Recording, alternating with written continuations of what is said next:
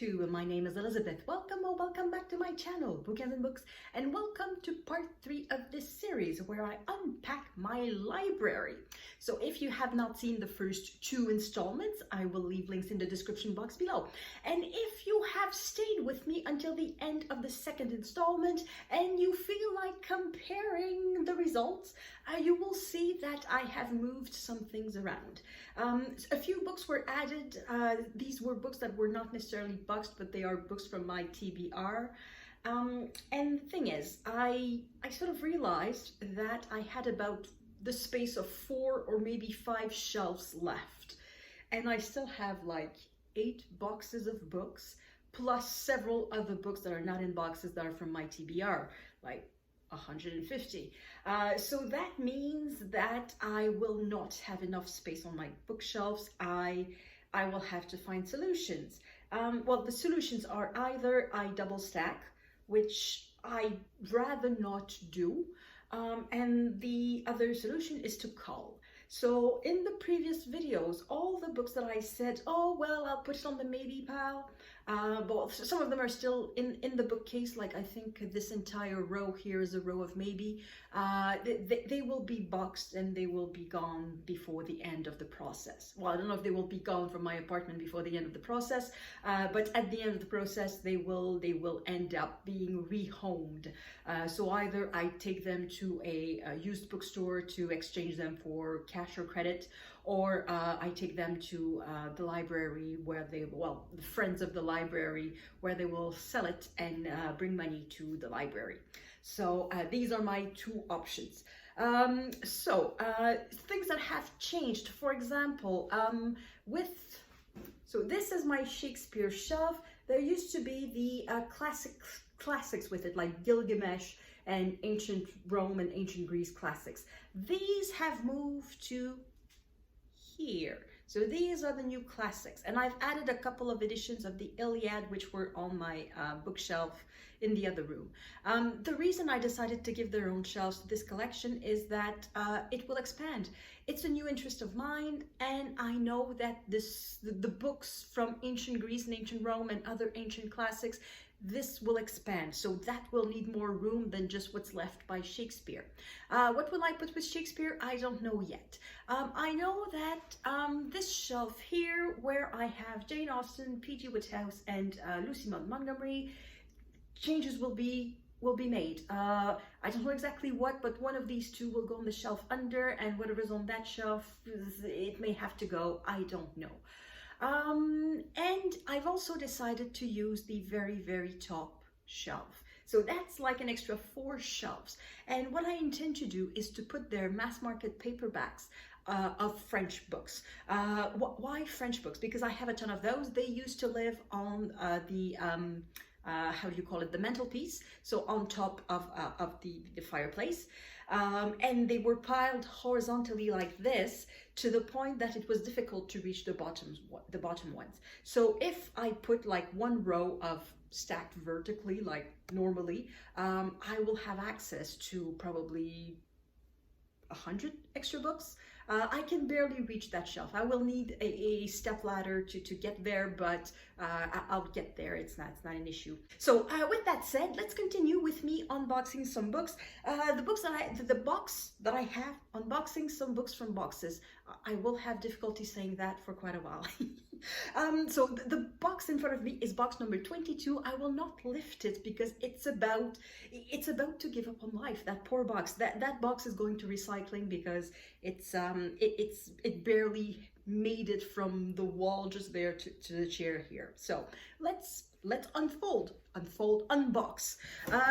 First one on top, there's a bunch of big books over there, so it's going to be quick. So here we have some poetry. We have a book about music. Well, it's not quite music.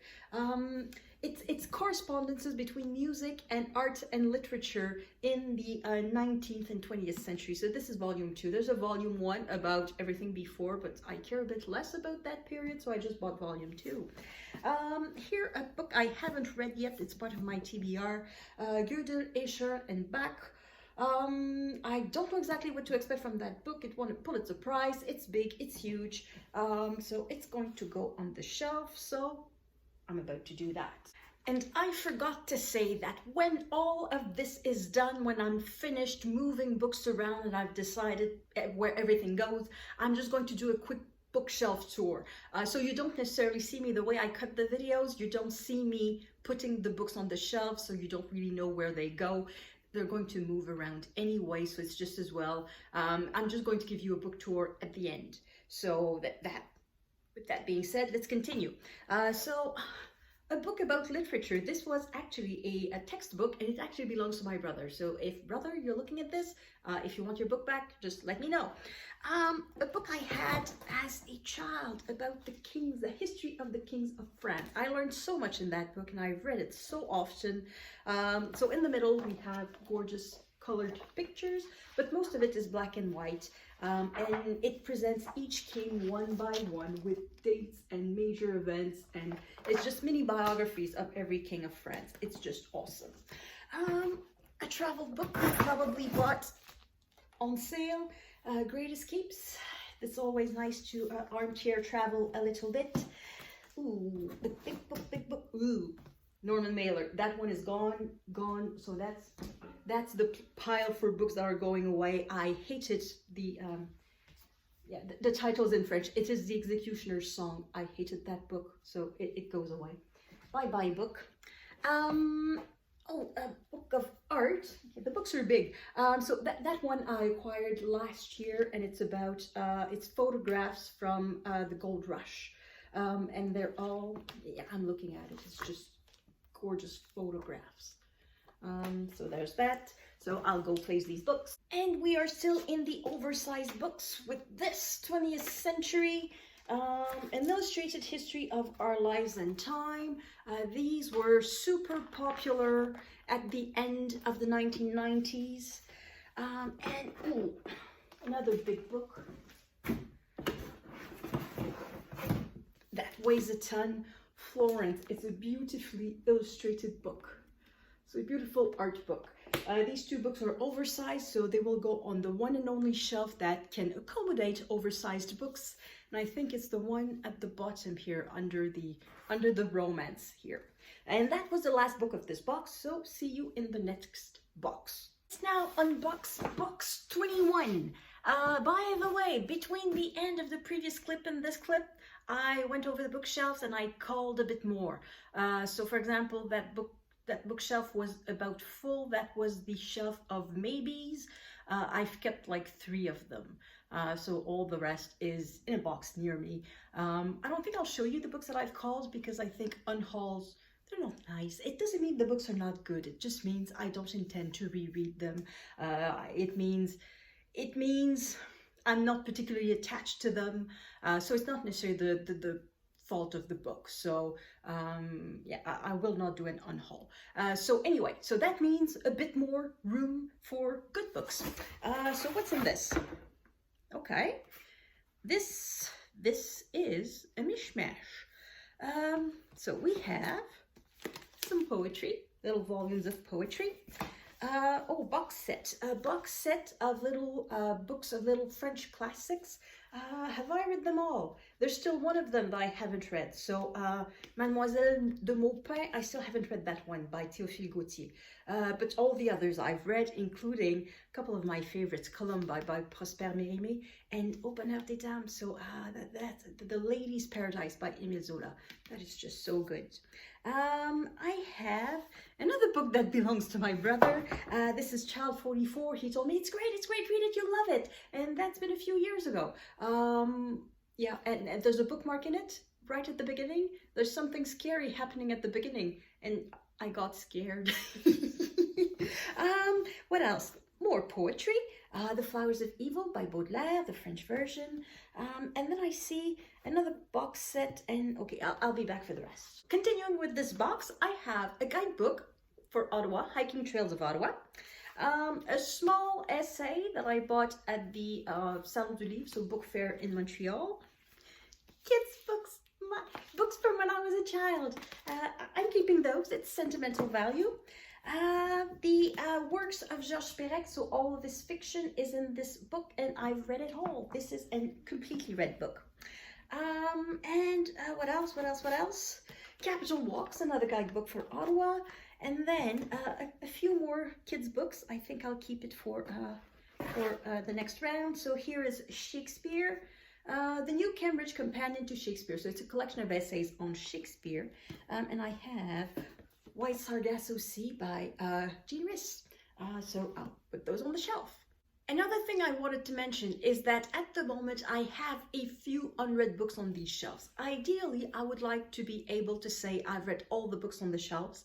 And also, I want to keep the unread books separate from the read books, so that when I go book shopping, I can see book shopping in my own shelves. I can see the books that I have that are unread. So at the moment, the unread books that I place there, I will remove them. At the moment, they're just placeholders. Basically, they will end up there at some point, but at the moment, they're just placeholders. So let's continue with some more kids' books. A Christmas Carol, but Disney's version in French. A book about animals, which I read and reread and reread, not from top to bottom. Obviously, I would just peek at it here and there. It's just such a wonderful book. And fairy tales from Anderson with beautiful illustrations all over like this. It's just another kids' books. And I think that concludes the kids' books. Somewhere in there I have a big box of books that I brought back from my childhood bedroom, so I think I will need a whole shelf of children's books just for sentimental value, because I don't think there will be any children coming here to read books, but I keep them nonetheless. A couple of unread books. These are mysteries. There's a whole collection. In each book, I think there's like 8 novels by Juliette Benzoni. I don't think she's translated in English. She writes in French. She has an Italian name, but she writes in French. And these are mysteries set in 1920s, 30s Italy, so under Mussolini. And our investigator is a specialist in jewels. So it's super interesting. I've read the first 4 ones when I was much younger, and now this whole bunch of them. And I haven't read the rest, and they were on sale for like $5 each. So I could not resist. And to finish the box, we have a couple of boxes. So a couple of box sets. So here, a box set of memoirs from World War I. Yes, World War I memoirs. I think I've read 4 of the books. Well, I think I've read 3. Have I read Nothing of Importance? I think I still have Nothing of Importance and A Woman's Experience in the Great War to read. I think these are the 2 that I haven't read yet. And the other one, if I can pick it up in one hand, it is Anne of Green Gables, the 5 main books featuring Anne. So that if you think that the series has 8 volumes, these would be volumes 1, 2, well, I don't know if I'm in order. Am I in order? No. Anne of Green Gables, Anne of Avonlea, Anne of the Island, Anne's House of Dream, Rainbow Valley, and Rill of Ingleside.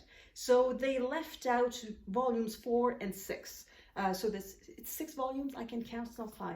So it's volumes 4 and 6 that they left out. In writing order, Lucy Maud Montgomery wrote books 4 and 6 after these. So this storyline is complete. There's nothing missing in it. And let's face it, books 4 and 6 are not really good, so it's okay. The next box does not have a number. It's the box of books that I brought back from my parents' place, from my childhood bedroom, mainly. I say mainly because I can see a few exceptions. Some of them are books that I had to buy for university, and some of them are books that I saved from my brother's bookcases. My brother had too many. He said, "Do you want these?" And I picked 1 or 2, like this one. That's not my brother's work. That's the result. The book moved in the box, and it's now all like this. So it's going to spend a bit of time under dictionaries. So that's Italo Calvino, American Lessons, something like that. So that one is unread. What else do I have? Sans Famille. So by Hector Malo, I think that one is translated in English. What's the title? I don't remember what the title is. But this is perfect for the readathon Misery May. I don't think I cried as much reading a book, any other book, than this one. It's just so sad. It's a melodrama. It doesn't mean that it's completely hopeless at the end. I think it finishes in as positive a way as it can be. But the poor main character goes through so much hardship between the beginning and the end of the book that yeah, it's excellent for Misery May. Then I have. Do I have the others? I probably do have the others.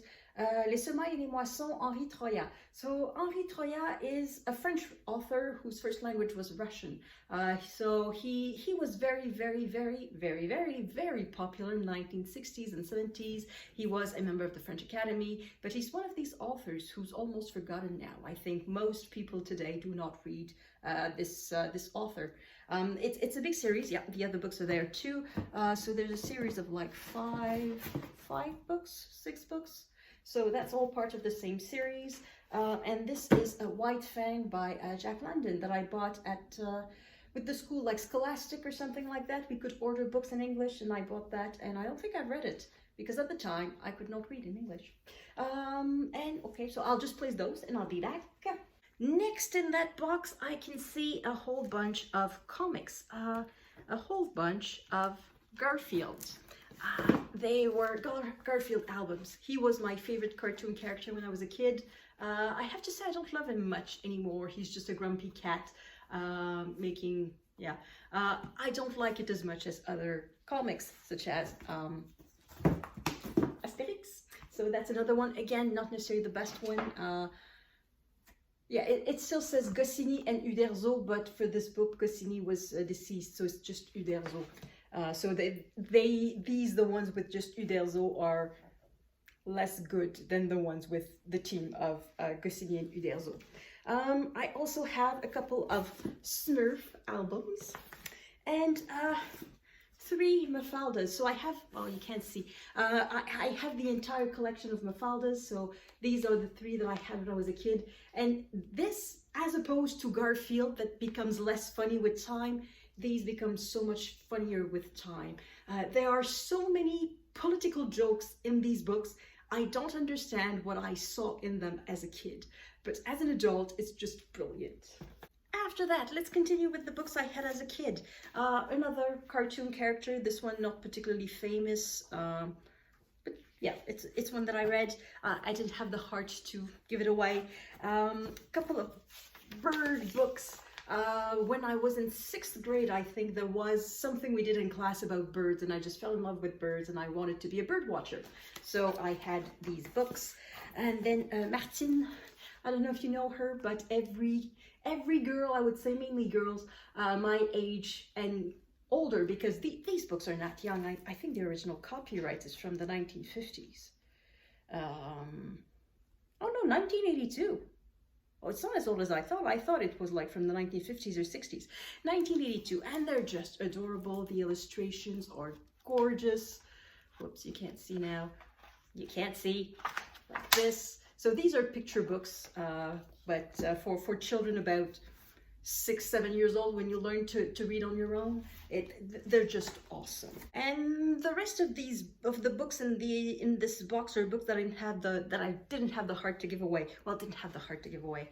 They're like older books, like a history of 20th century Russia that I had to read for my for history at university, for a class on history of the Soviet Union. Then I have Huckleberry Finn, which I bought when I was much older. The best democracy money can buy, sorry. An investigative reporter exposes the truth about globalization, corporate cons, and high finance fraudsters. So this type of book was super popular in the early 2000s with movements against globalization. And I don't know if you remember, if you're old enough to remember the riots in Seattle and Quebec City whenever there was a world summit or something like that. Those days are gone. A biography of Mario Lemieux, because why not? This one I had as a teenager too. And then I had a history book that I had for a history class, History of Ontario, a book about Paris, so France in 1001 Pictures. I think that's a book I saved from my brother's bookcase. Gosh, I saved it. Okay, there's this that is the Chinese Revolution. Again, a book that I bought that I had to read for history on 20th century China. And then La Rochefoucauld, which I don't know why I had that book. I don't remember where it comes from. I'm just going to put those books on the shelves. And the last two books in this box, like there's other papers, but the last two books are these books that I saved from my mother's bookshelves, basically. These books date from 1945 for one, and 1950 for the other. So these are books of general knowledge, so if you open them, they have like little snippets on a question or another, like the Sphinx, the Colosseum, what is oh, I don't know what the word in English is. The origin of certain expressions like sandwich, the national anthem of Japan, how certain animals sleep. So it's just a bunch of little things like that, but the way it's presented, it's so religious. Everything in there is so religious. It just dates from another time. And I thought they were interesting artifacts to keep, so I'm keeping them. So that's it for this box. And the next box is not quite a box. It's a bag and a teeny tiny box these are all mass market paperbacks, and these are the books that I'm going to start to put at the top. So I got my step ladder just to make sure I will not break my neck for this video. So we'll start with a bunch of Russian literature in French. So Ivan Turgenev, Andrei Makin, he is originally from the USSR, but he writes in French, so he's a French author. Dr. Zhivago by Pasternak, Trotsky, History of the Revolution, Part 1 and Part 2, Tolstoy, War and Peace, Part 1, Part 2 should be somewhere underneath. It is not, it is Dostoevsky. And then I have some Chekhov in both languages. So I'm just going to place those. So for the ones that I will put at the top, I will try to put only books that have a white spine. I should have enough to cover the entire length of the bookcase. I think it's going to be striking, it's going to be pretty. The ones that are not quite white, such as this Turgenev, Fathers and Sons, or this Tolstoy, which is the Cossacks, these ones will go on an ordinary shelf. Jane Austen, Persuasion, what are you doing there? Some more Tolstoy. Some Tolstoy. No, it's not Tolstoy, it's short stories from Russian classics. So there's Dostoevsky, Chekhov, Turgenev, and Tolstoy. So it's 4 short stories. And then some more Tolstoy, this one very short. Svetlana Alexievich, so this one is Secondhand Time. Dostoevsky, and oh yeah, more Dostoevsky, and that's the end of the bag. And then in the little box we have more Dostoevsky, Bulgakov, Dostoevsky, Aksionov. This is a Muscovite saga, so that's volume 1 and volume 2. It's a huge book if you put the two together. This is from the 20th century, so it's today I would say historical novel, but I think at the time it was written, it was not quite historical. It is set during, under Stalin's, so a bit before the revolution, and then all the way to the time of Stalin's, World War II, and the death of Stalin, I think. And the beginning is awesome, and the end is not. It's the sort of book that sort of collapses on itself. It starts very, very big, and it builds and builds and builds, and then it cannot end properly. It just collapses. It has one of the worst mother-daughter conversation I've ever read in literature. But I keep the books because I'm sentimental like that.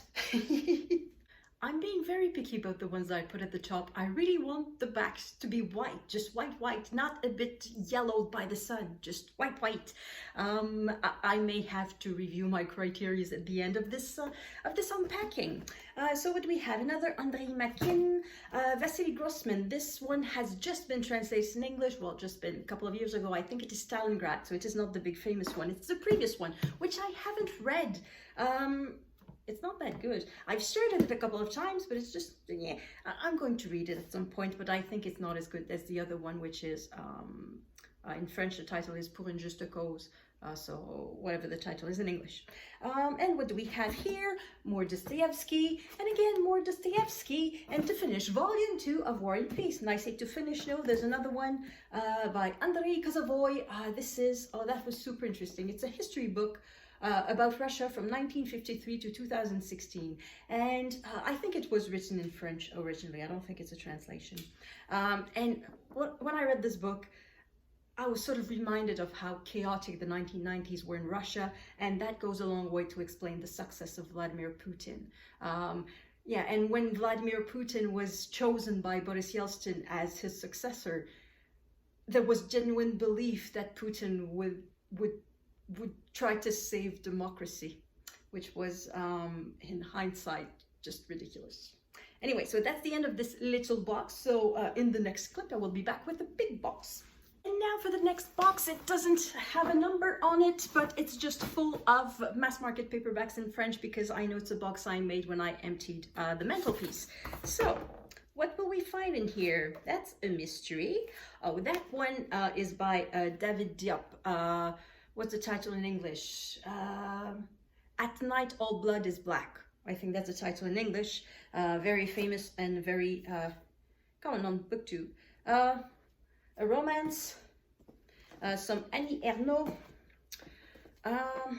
Isabelle Duquesnoy. Oh yeah, that one is not translated in English as far as I know, it's just average. Anne Hébert, Kamouraska, very good. Nelly Arcan, so that's a French-Canadian author, same thing as Anne Hébert. That one is very good too.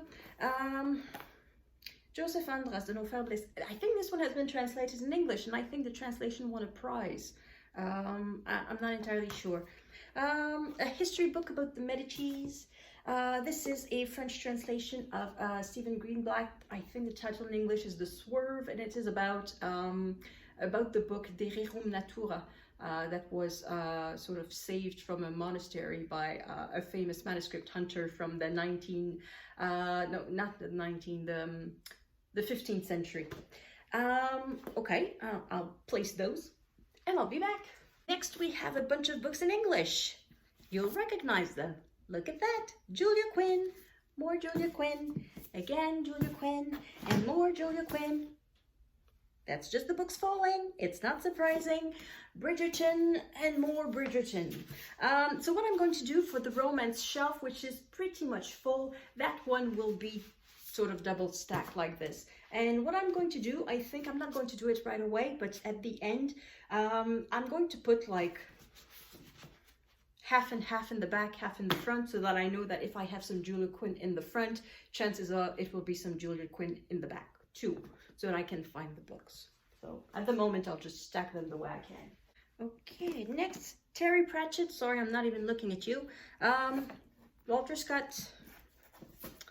Then in the Art of Motorcycle Maintenance, I stopped almost at the end. Oh no, a gorgeous bookmark from an insurance company. And I'm stuck at page 150 and have been there for like 20 years.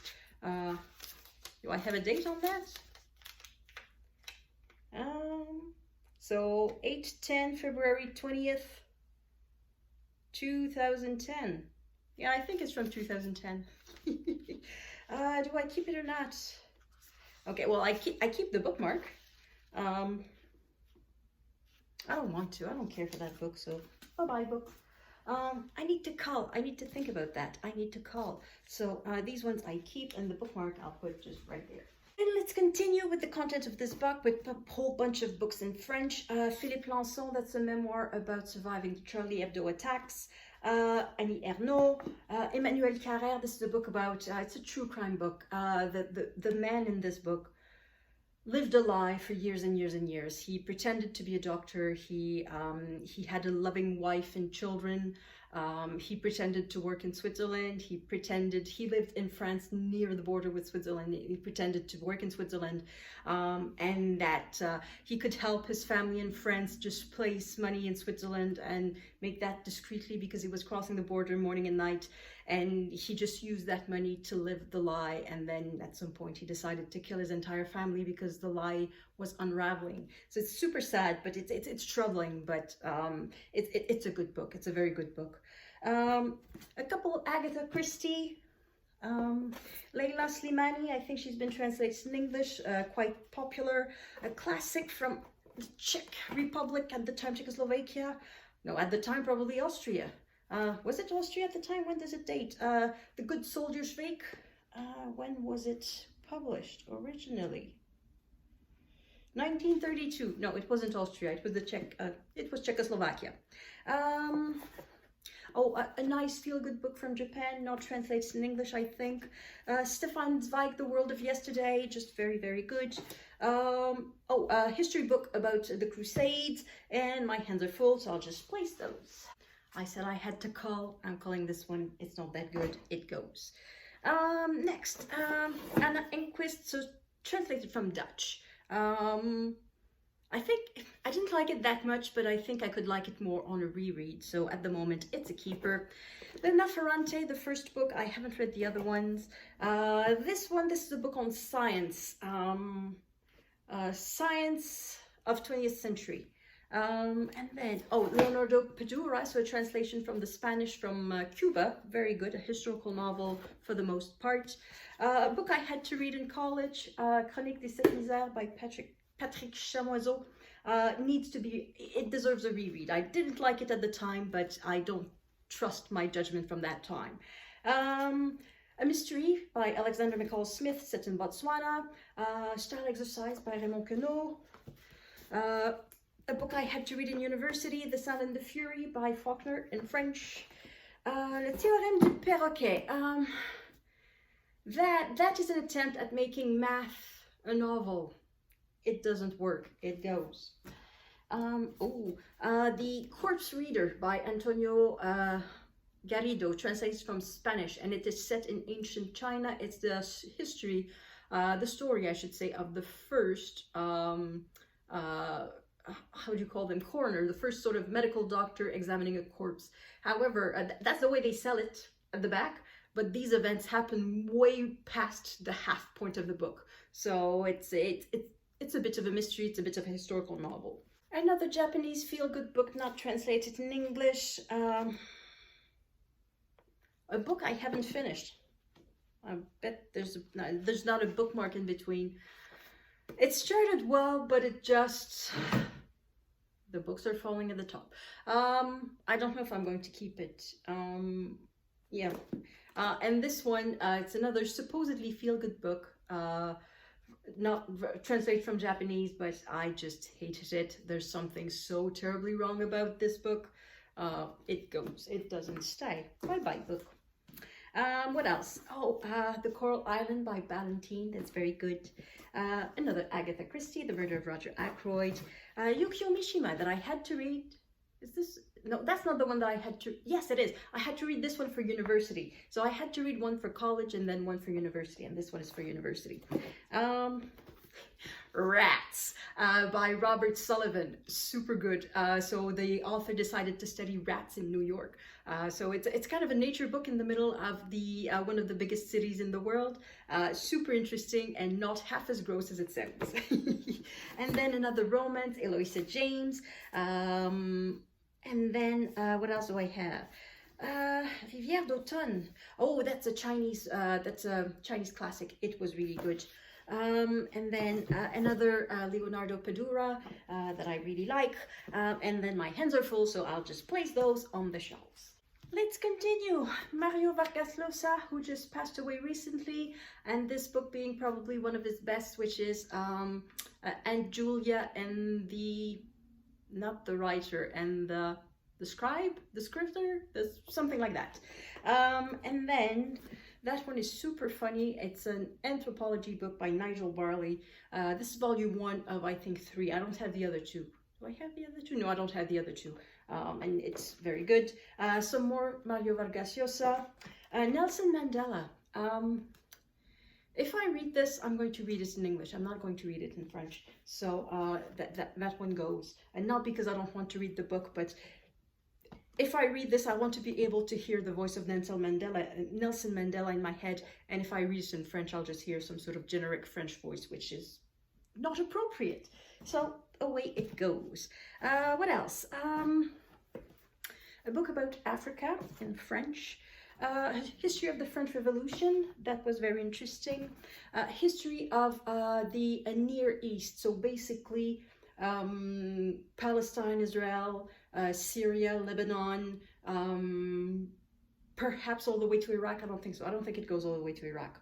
But anyway, it's about the Arab world and not including North Africa and not including I believe not including the Persian world, like not Iran. I don't think so. I've read some of it. I read it by bits, so some chapters I haven't read it all. Aldous Huxley, I don't know, World Tour from a Skeptic. I don't know, Skeptical World Tour. It's translated from English, obviously. Jesting Pilot. Okay, that's the title in English. Jesting Pilot. Okay.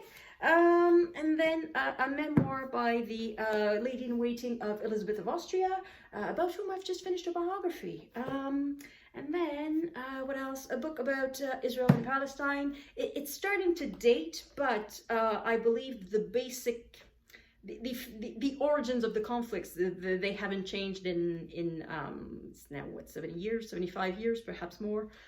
So they haven't changed, so that is still relevant. And I'm just going to place these books. I think we continue with a bit more non-fiction in French.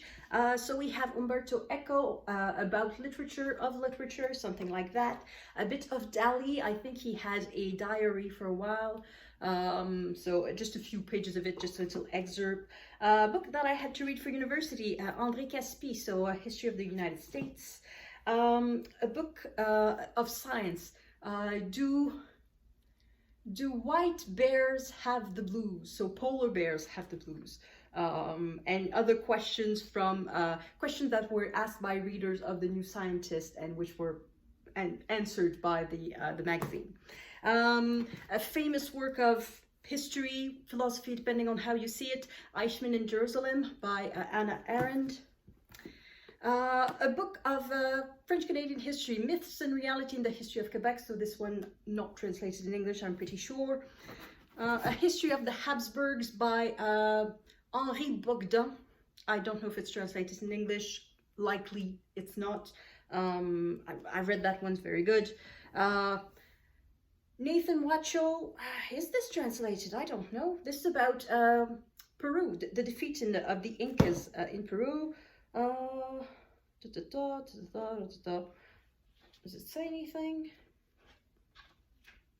No, it doesn't say if it's translated or not, so I assume it's not translated.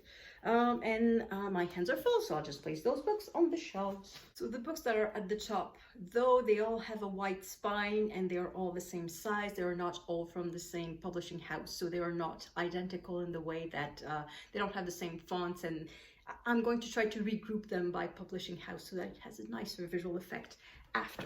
So at the end, once the shelf is full, because at the moment it's not worth it. A historical novel from Japan. I don't believe it's translated in English. A mystery that I did not like, that I do not remember, so away it goes. A Streetcar Named Desire with a certain Marlon Brando, shirtless Marlon Brando on the cover. I read this one for college in English class. The Little Man of the Opera, it's another mystery. Yeah, I didn't really like it, so away it goes. I don't remember that one. I know I've read it, so this is a mystery. I'll keep it. Maybe I want to reread it. I don't remember it. Oh, another great candidate for Misery May, though I don't think it is translated in English. This is Au nom de tous les miens. So this is a story of survival from the concentration camps. He survived the Warsaw Ghetto, and then he survived Treblinka. and then he was relocated to France because all his family had died.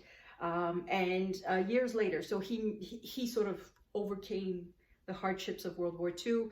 He got married, had children, and he was living in the south of France, and there was a bushfire or forest fire. While they were escaping, they were separated, so him and his family and all his family died. So that is the saddest, I think one of the saddest books I've ever read, so an excellent candidate for Misery May. And then the memoirs, war memoirs of Auguste von Kageneck. So that's a memoir of the war on the Eastern Front during World War II. And what you see in this book is that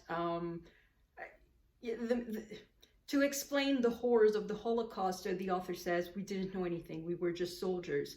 When they started to notice something was that when they arrived in Ukraine, they were welcomed as heroes.